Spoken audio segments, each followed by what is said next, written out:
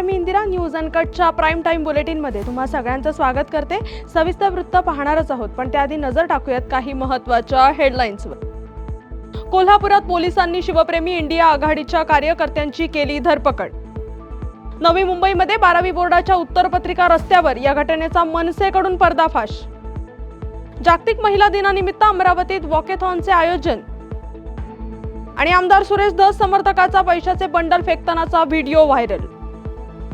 आता पाहूयात सविस्तर वृत्त. छत्रपती शिवाजी महाराज, छत्रपती संभाजी महाराजांबद्दल अवमानकारक वक्तव्य आणि इतिहास अभ्यासक इंद्रजित सामंत यांना धमकी दिल्याप्रकरणी प्रशांत कोरटकरच्या निषेधार्थ आज कोल्हापुरात इंडिया आघाडी आणि शिवप्रेमी आक्रमक झालेत. प्रशांत कोरटकरला अजूनही अटक झाली नसल्याने मुख्यमंत्र्यांसमोर निदर्शने करण्याचा पवित्रा आंदोलकांनी घेतल्यानं पोलिसांनी सकाळपासूनच कार्यकर्त्यांची धरपकड सुरू केली आहे. दरम्यान खबरदारी म्हणून पोलिसांनी आंदोलकांना पोलीस ठाण्यात आणून अज्ञात स्थळी हलवलंय. की कोरटकरांच्या बाबतीमध्ये सोलापूरकरांच्या बाबतीमध्ये आपली काय भूमिका आणि या भूमिकेवर देवेंद्र फडणवीस ने सांगितलं की कोरटकर ही माझ्या दृष्टिकोनातच चिल्लर आहे. मी महाराष्ट्राच्या मुख्यमंत्र्यांना सांगू इच्छितो की ज्या माणसाला तुम्ही चिल्लर म्हणता त्या माणसाला तुम्ही कोल्हापुरात येत असताना तुम्ही अटक करत नाहीये. सरकारमधनं हायकोर्टमध्ये प्रतिज्ञापत्र सादर करतो अशा पद्धतीची त्यांनी भूमिका स्पष्ट केल्या की जो निर्णय इथं जामीनचा झालाय त्या निर्णयाला आम्ही हायकोर्टमध्ये अपीलमध्ये जातो. तरीही त्यावेळेला सर्व आमदारांनी त्याला प्रश्न विचारला की ज्या वेळेला त्यांना हजर केलं कोल्हापूरच्या न्यायालयामध्ये त्यावेळेला कोल्हापूर जिल्हा पोलीस प्रमुखाच्या वतीने सरकारी वकिलांच्या वतीनं आपण प्रतिज्ञापत्र सादर का केलं नाही.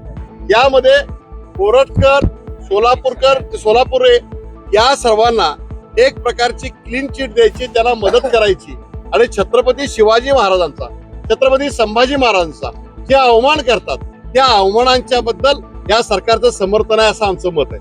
आणि गेल्या अनेक वर्ष महाराष्ट्रामध्ये नाही देशामध्ये स्वातंत्र्याच्या पूर्वी ज्या वेळेला महात्मा गांधींनी सुद्धा एक मूठभर मीठ घेतलं त्यावेळेला देश सगळा आला होता. सध्या 10वी आणि 12वीच्या परीक्षा सुरू असतानाचा नवी मुंबईमध्ये चक्क 12वीच्या उत्तरपत्रिकेच्या एका शाळेच्या मागे फेकण्याचा प्रकार समोर आलाय. त्या उत्तरपत्रिका कॉमर्स शाखेतल्या असल्याचा मनसेकडून पर्दाफाश करण्यात आलाय. कळंबोलीमध्ये हा प्रकार उघडकीस आलाय. जागतिक महिला दिनानिमित्त जिल्हा प्रशासनाच्या पुढाकारातून विभागीय क्रीडा संकुल येथून सकाळी 6:30 वाजता वॉकेथॉनचे आयोजन करण्यात आलंय. स्त्री पुरुष समानता आणि महिला सुरक्षा ही वॉकेथॉनचं थीम असणार आहे. या कार्यक्रमात नागरिकांनी सहभागी व्हावे असे आवाहन अमरावती जिल्हा परिषदेच्या मुख्य कार्यकारी अधिकारी संजिता मोहपात्रा यांनी केलंय.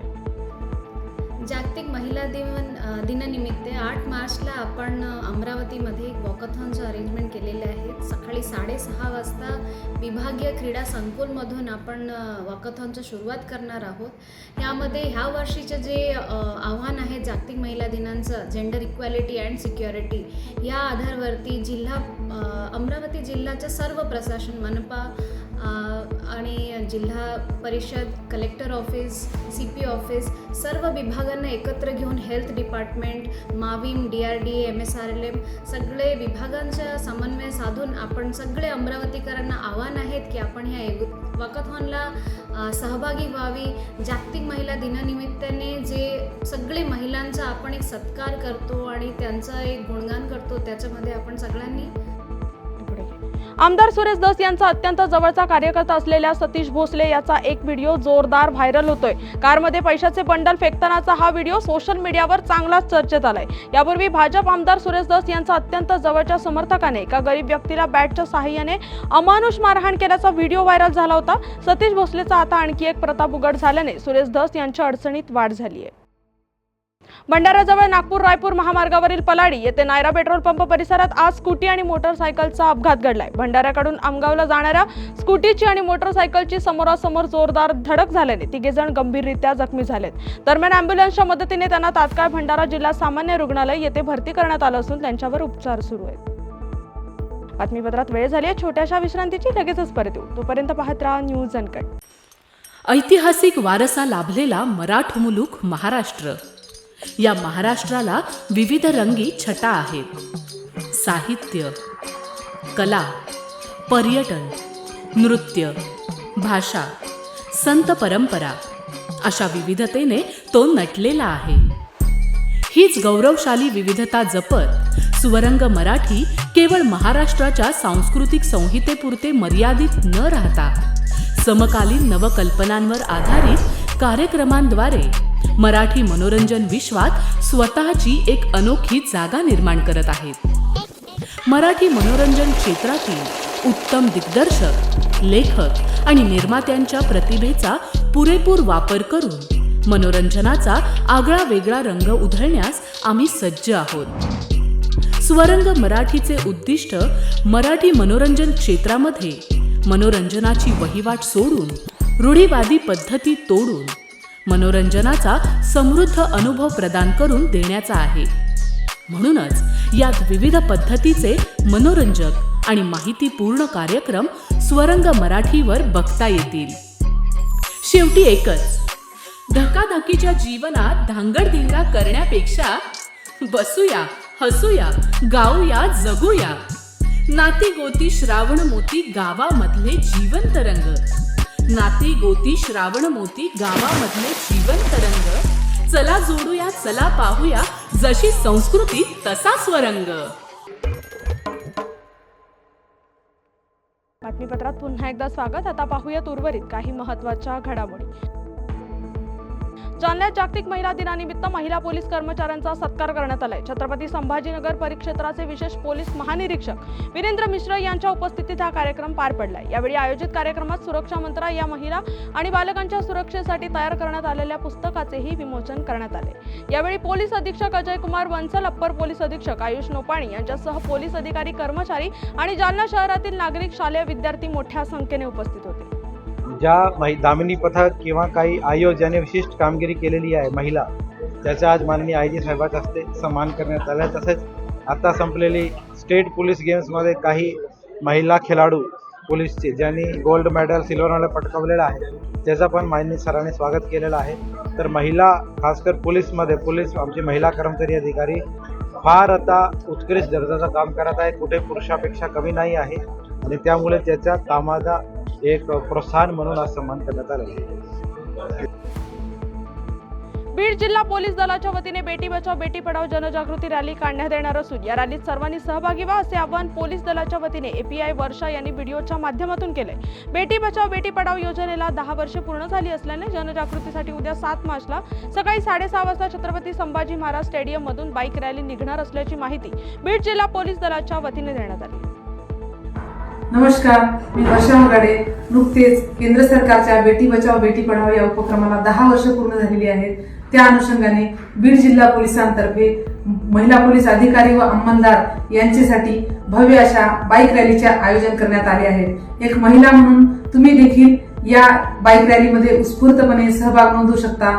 तर तुम्हाला यायचे आहे स्वतःची दुचाकी आणि हेल्मेटसह दिनांक 7 मार्च 2025 रोजी सकाळी 6:30 वाजता छत्रपती संभाजी महाराज क्रीडांगण बीड येथे. तर मीही येते, तुम्हीही या.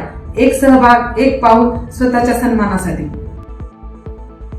पुण्यात रामटेकडी मुस्लिम दफनभूमीजवळ महानगरपालिकेच्या टँकरमध्ये पाणी भरण्याचे सुविधा केंद्र असून या ठिकाणी खूप मोठ्या प्रमाणात टँकर माफियांच्या टँकरची अवैधरित्या ये-जा चालू असते. टँकरमुळे येथील रस्त्यावर मोठे खड्डे पडले असून छोटे मोठे अपघात घडत आहेत. टँकरमध्ये पाणी भरताना खूप मोठ्या प्रमाणात पाणीही वाया जात असल्यामुळे रोडला नाल्याचे स्वरूप आलंय. भारतीय जनता पार्टी अल्पसंख्याक विभागाकडून पर्यायी रोडची मागणी करण्यात आली असून तातडीने रस्त्याचे काम न झाल्यास आयुक्तांच्या दालनात आंदोलन करू असा इशारा इम्तियाज मोमीन यांनी माध्यमांशी बोलताना दिलाय.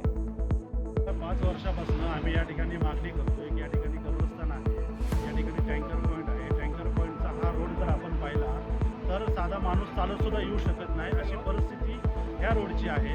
टँकर पॉईंटला लागून, कब्रस्तानला लागून एक प्लॉट आहे जो महानगरपालिकेचाच आहे.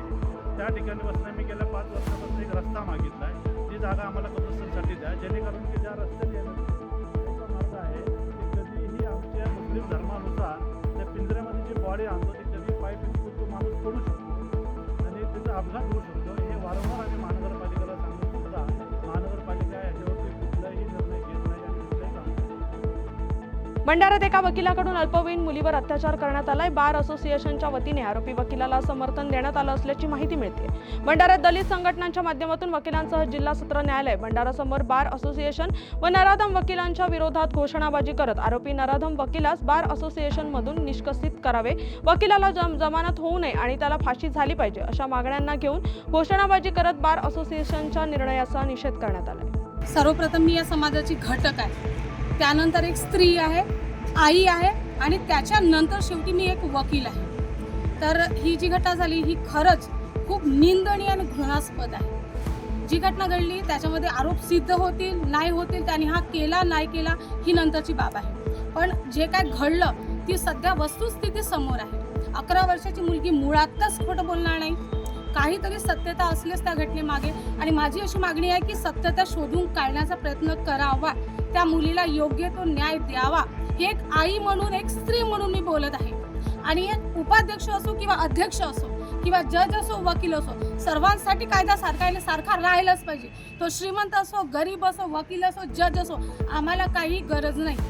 आम्हाला सारखाच कायदा पाहिजे. आम्ही कायद्याचे रक्षण करणारे लोक आहोत. कायद्याच्या भरोशात 2 पैसे कमवणारे लोक आहोत आम्ही. आणि हा माणूस कायद्याचे रक्षण करणारा माणूस आज कायद्याचा भक्षक झालेला आहे. बिलकुल मी लेडीज म्हणून कडाडून विरोध करते आणि मी ही गोष्ट सहन करणार नाही. अमरावतीच्या गाडगेनगर पोलिसांकडून संशयितांच्या कागदपत्रांची पडताळणी सुरू आहे. गाडगेनगर पोलीस स्टेशनमध्ये कागदपत्र पडताळणीसाठी रात्री उशिरा मोठी गर्दी होती.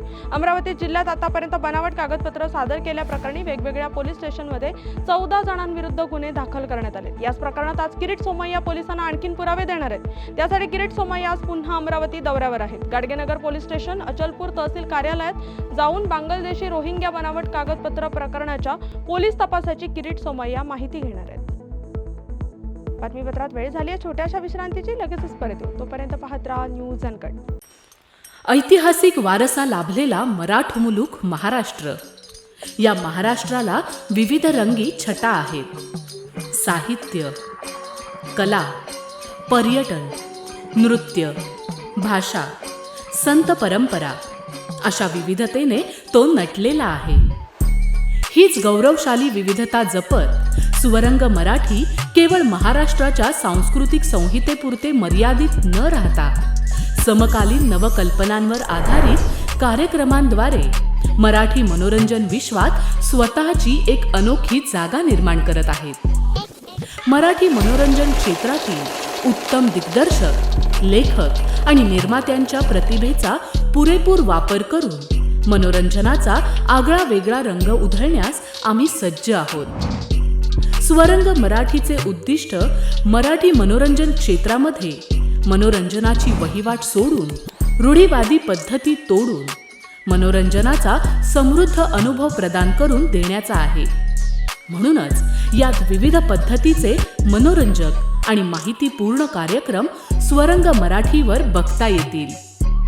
शेवटी एकच, धकाधकीच्या जीवनात धांगडधिंगा करण्यापेक्षा बसूया, हसूया, गाऊया, जगूया. नाती गोती श्रावण मोती गावामधले जीवंत रंग. नाती गोती श्रावण मोती गावामधले जीवंत रंग. चला जोडूया, चला पाहूया, जशी संस्कृती तसा स्वरंग. बातमीपत्रात पुन्हा एकदा स्वागत. आता पाहूयात उर्वरित काही महत्त्वाच्या घडामोडी. महाराष्ट्र स्टेट ट्रान्सपोर्ट कामगार संघटनेच्या वतीने आज चिकलठाणा येथील कार्यशाळेमध्ये निदर्शने करत आंदोलन करण्यात आलं. सन 2016 ते 2028 या कालावधीसाठी एकतर्फी जाहीर केलेली वेतनवाढ, यातील वार्षिक वेतनवाढीचा दर एकतर्फी 1% कमी केलेला होता. तो पूर्वलक्षीप्रमाणे 3% करून त्याची थकबाकी त्वरित द्या, अशी मागणी यावेळी करण्यात आली आहे. यासोबतच सर्व देय थकबाकी रकमेच्या अधीन राहून कामगारांना सध्या मिळत असलेली वाढीव थकबाकी रक्कम पूर्वीप्रमाणे मार्च 2025 पासून पुढे तशीच सुरू ठेवा, अशा विविध मागण्यांसाठी आज आंदोलन करण्यात आल्याचे संघटना अध्यक्ष राजू पवार यांनी सांगितलंय. राज्यभर आमच्या कामगार संघटनेच्या वतीने पूर्णपणे धरणे, आंदोलने, निदर्शने आयोजित केलेली आहेत. याचा उद्देश हाच आहे की कामगार संघटनेच्या ज्या आमच्या मागण्या आहेत या मागण्यांच्या संदर्भामध्ये प्रशासनाने सकारात्मक विचार करावा आणि कामगारांची जी आर्थिक देणी रखडलेली आहेत या देण्याच्या संदर्भामध्ये सकारात्मक विचार करून या महिन्यापासून जे आमचा फरक आहे तो फरकसुद्धा बंद झालेला आहे, तो फरक तात्काळ चालू करावा. त्याचप्रमाणे 53% महागाई भत्ता राज्य सरकारचा लागू झालेला आहे. आम्हाला मात्र 47% रद्द करून ठेवलेलं आहे आणि त्याचे जे काही 2018 पासूनचे एरियर्स आहेत त्याची जी बाकी आहे त्या बाकीसह आम्हाला TS अंमलबजावणी लागू करून तात्काळ करावं अशी आमची सरकार दरबारी आणि प्रशासनाकडे मागणी आहे. स्पेअर पार्टचा पुरवठा मागील वर्षीपासून पहिल्यांदाच वाळूच्या नव्या धोरणात वाळू डेपोची संकल्पना शासनाकडून मांडण्यात आली होती. मात्र हे धोरण फसल्याचे दिसून येत आहे. मागील वर्षात जिल्ह्यात 44 वाळू घाटांपैकी केवळ 21 घाटांवर शासकीय वाळू डेपो प्रशासनाला सुरू करता आले. अन्य ठिकाणी या धोरणाला प्रतिसाद मिळाला नाही. आज घडीला जिल्ह्यात 44 वाळू घाट मात्र बंद आहेत. त्यामुळे यंदापासून शासनाकडून जुनी लिलाव पद्धत अवलंबवण्याचा विचार सुरू असल्याची चर्चा सुरू आहे. बीडच्या नगर नाका येथून अवैध लाकडाच्या वाहतुकीवर पोलिसांनी कारवाई केली आहे. ताडपत्रीने झाकलेल्या टेम्पोवर संशय आल्याने कर्तव्यावर असलेले वाहतूक पोलीस कर्मचारी सचिन क्षीरसागर यांना संशय आला. त्यांनी तपासणी केली असता गाडीमध्ये अवैध लाकडे असल्याचे निदर्शनास आले. चालकाकडे सदर लाकडासंदर्भात परवानग्याची मागणी केली असता कोणत्याही प्रकारचा परवाना नसून गाडीचे कोणतेही कागदपत्र जवळ नसल्याने सदर लाकडाची गाडी वाहतूक शाखेच्या ऑफिसवर लावण्यात आली आहे. सदर गाडीतील लाकडांसंदर्भात पुढील योग्य ती कायदेशीर कारवाई करण्यासाठी वन विभाग अधिकाऱ्यास माहिती देण्यात आली. मुख्यमंत्री देवेंद्र फडणवीस आज कोल्हापूर दौऱ्यावर असून या दौऱ्याला मात्र कोरटकर सावट लागलंय. कारण प्रशांत कोरटकर विरोधात मुख्यमंत्र्यांसमोर आंदोलन करण्याचा इशारा दिलेल्या आंदोलकांना रात्री नोटीस देण्यात आली. तर सकाळपासून कार्यकर्त्यांना पोलिसांनी ताब्यात घेण्यास सुरुवात केली आहे. छत्रपती शिवाजी महाराजांबद्दल अवमानकारक वक्तव्य आणि इतिहास अभ्यासक इंद्रजित सावंत यांना जीवे मारण्याची धमकी दिल्याप्रकरणी प्रशांत कोरटकरांवर कारवाई करण्यासाठी शिवप्रेमी आणि इंडिया आघाडी आक्रमक झाली. मात्र अजूनही कोरटकरांवर कारवाई झाली नसल्याने कार्यकर्ते आंदोलनावर ठाम आहेत. त्यामुळे पोलिसांनी आंदोलन करणाऱ्या कार्यकर्त्यांना रात्री नोटीस दिल्यानंतर सकाळपासून त्यांची धरपकड सुरू केली आहे. छत्रपती शिवाजी महाराज तुम्हा सर्वांच्या अभिमानास्पद अशी बाब आहे. शिवाजी महाराजांचा स्वाभिमानानं अभिमान घेऊन आम्ही जीवन जगतोय. त्यांचा जो अवमान केला आहे त्या संदर्भात कोल्हापूरकर या ठिकाणी लोकशाही मार्गानं निदर्शनं करून मुख्यमंत्र्यांना जाब विचारणार होते. परंतु या ठिकाणी कालचा मुख्यमंत्र्यांचा जो एकत्रित अवतार होता सभागृहामध्ये त्या कोरटकरला चिल्लर म्हणलेत. अरे चिल्लर नाही तो माणूस. सोलापूरकर असेल किंवा कोरटकर असेल याला वाचवायचा प्रयत्न शासनाने अजिबात करू नये. आणि आम्ही काय भिणार नाही. आम्ही शिवाजी महाराजांचे मावळे आहोत. आम्ही पोलीस स्टेशनला न्या आणि कुठेही न्या. आमचा जो कोल्हापुरी बाण आहे तो दाखवणार आहे. आणि हा इसका आज ना उद्या आम्ही आमची शिवभक्त आम्ही दाखवणार आहोत. अटक बिटक ही शून्य आहे आमच्या दृष्टीनं. राज्याचे ग्रामविकास मंत्री जयकुमार गोरे यांच्यावर एका महिलेने त्रास दिल्याचा आरोप केला असून मंत्री जयकुमार गोरेंनी याबाबत माझी माफी मागितली आणि साक्षात दंडवतही घातला होता असा गौप्यस्फोट या महिलेने न्यूज अनकटच्या माध्यमातून केलाय. गोरेंच्या अन्यायाविरोधात मी 17 मार्च रोजी उपोषणाला बसणार असून सर्वांसमोर गोरेंच्या अन्यायाचा पाढा वाचणार असल्याचं या महिलेने सांगितलंय. मंत्री जयकुमार गोरे हे आपल्या विरोधात राजकीय कटकारस्थान होत असल्याचं सांगतायत. मात्र ही माझी अन्यायाविरुद्धची लढाई असून माझ्या मागे कोणताही राजकीय बोलावता धनी नाही. मी एकटी खंबीर आहे असं मत या महिलेने व्यक्त केलंय. हे 2015-16चं प्रकरण आहे. 2015 पासून गोरे मला एका कार्यक्रमामध्ये आमची ओळख झाली होती. त्यामध्ये तेव्हा मी कला कौशल्याचं काम करत होते. सार्वजनिक ठिकाणी ओळख झालेली होती आणि त्या संदर्भातून योजना त्यांच्या तालुक्यात राबवावी अशी एक ठराविक लोकांची इच्छा होती म्हणून मी ते गाठ घेतलेली होती त्यांची. त्यानंतर त्यांच्या निवासस्थानी त्यांचा जो जनता दरबार भरतो तिथं त्यांना ती माहिती दिली होती स्कीमची. आणि त्यानंतर त्यांच्याकडून असे वेगवेगळ्या प्रकारचे काहीतरी त्यांना अपेक्षा होत्या माझ्याकडून, ज्या त्यांच्याकडून त्या सुरू झाल्या. अशा प्रकारचा हा थोडक्यात हे आहे. आणि इतकं ते टॉर्चर होतं एक 7-8 महिन्याचं. त्यानंतर साधारण 2016मध्ये 14 ऑगस्टला त्यांनी मला व्हॉट्सअपला शिव्या दिल्या. मला आणि माझ्या आईला अतिशय अर्वाच्य भाषेतल्या शिव्या होत्या त्या. आणि त्यानंतर माझी अपेक्षा तेव्हाही एवढीच होती की तुम्ही चुकलाय आणि तुम्ही माफी मागा. 2 वाक्यात माफी मागा, मी चुकलो, परत असं करणार नाही. त्यांच्याकडून असं काही झालं नाही. उलट मला धमक्यांचे फोन सुरू झाले. आणि त्यामध्ये मी साधारण 27 नोव्हेंबर 2016मध्ये मी त्यांच्यावरती FIR दाखल केली. त्या FIRमध्ये त्यांना हायकोर्टाने जामीन नाकारला होता. आपल्या सातारा जिल्हा न्यायालयाने पण जामीन नाकारला. त्यानंतर ते 10 दिवस जेलमध्ये होता तो आणि त्यानंतर त्याला जामीन मिळाला. त्यानंतर बाहेर आल्यानंतर 2 महिन्यांनी जवळजवळ त्यांनी माझ्यावरती खोटी 2 कोटी खंडणीची केस केली होती. त्याचं आजपर्यंत काय झालं मला माहीत नाही. फक्त माझं नाव पेपरला यावं या भावनेतून त्यांनी ती खोटी केस केली होती त्याच्या PA ला सांगून. बातमीचा वेळ झाली आहे. प्राईम टाइम बुलेटिन मध्ये इथेच थांबायची. तोपर्यंत पाहत राहा न्यूज अनकट.